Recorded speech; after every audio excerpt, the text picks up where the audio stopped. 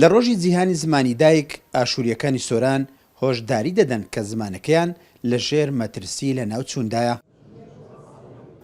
بەشێکی هۆکارەکە بۆ کۆچی مەسیحیەکان دەجێڕنەوە لە نیشتیمانی خۆیان.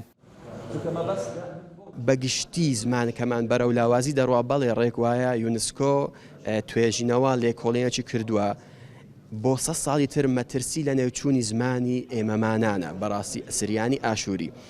ئەگەر خۆمان نەمانتوانی ئەم زمانە پارێزین بەڕاستی دەبی حکوومەتی هەرێمی کوردستان عێراق بەگشتی ئەو هەوڵەمان بۆ بدە، چونکە زمانێکە تەمەنەکەی 6-7 هزار ساڵە، توحفەیەکە لە نێو زمانەکان دەکرێت لە هیچ نەبێت لە چەندین شوێن بە فەرمی بکرێت، چونکە زمان کاتێک بە فەرمی بوو زیاتر دەچە بواری کارکردن.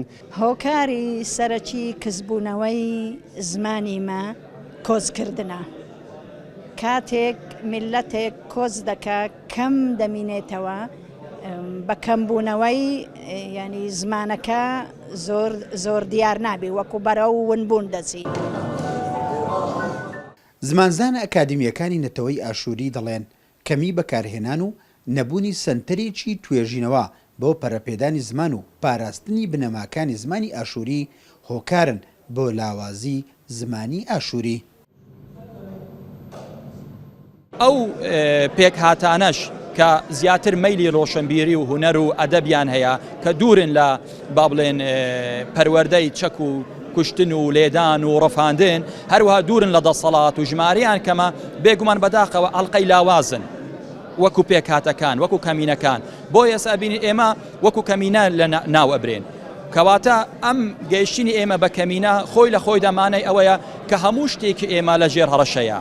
ئێجا بە تایبەتی زمانەکە، چونکە زمان فاکتەرێکی گرنگی بوونی هەر نەتەوەیەکە. بەبێ زمان تۆ نە فەرهەنگت هەیە، نە مێژوت هەیە، نە گۆرانیت هەیە، نە کەلتورت هەیە، نە هەڵپەرکێت هەیە. لە کۆنەوە کە هەتا وەکو سەدەکانی ڕەنگە بڵێم 11 زمانی سریانی ئاشووری زمانێکی وەکو زمانەکانی نێودەوڵەتی بووە. هەموو زمانەکانی دەوروبەر ئەون میلەتانە زۆر گرنگیان لێ سوود و گرنگیان لێ وەرگرتیە، بە تایبەت زمانی عەرەبی. ئێستا چەندان خوێندنگا و ناوەندی خوێندن هەن تایبەت بە خوێندنی زمانی سریانی و ئاشووری و کلدانی لە هەرێمی کوردستان، بەڵام ئەو ناوەندانە نەبوونەتە هۆکارێک بۆ هێشتنەوەی زمانی مەسیحیەکان، بۆیە مەترسی لەسەر زمانی ڕەسەنی خۆیان دەکەن. ئیسماعیل عوسمان، کورسات نیوز، سۆران.